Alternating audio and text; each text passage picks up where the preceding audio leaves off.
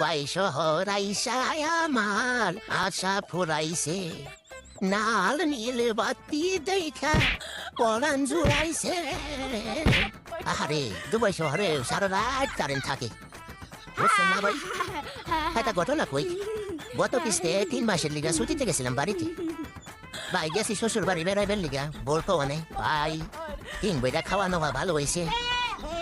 রাত্রে খাইছি, হায় নয় শুইছি, মাঝ রাইতে হয়েছে পেশা। Oh no! ওইটা ভাই দরজার বুকালে গেছি, ভাই দরজাটা খুলছিও, কস করে গেল বা কারণ চোখ আন্দার, চোখে কিছু আর দেখি না। পরবর্তীতে কি হইলো, ভাই যাই হাইরা কাপড় উঠে বেড়ে ভাই গরম পানি দিলাম সাইডে। আমার আগে যে শ্বশুর মশাই বইয়া রয়েছে আমি খেয়াল করি নাই। Surprise! শ্বশুর মশাই তো গোসল কইরা উঠে গেল, হালদা উঠা এরা কয়েকদিন ছালাই রে। আমিও শর্মাইয়া দৌড়া ঘরে গেলাম গা।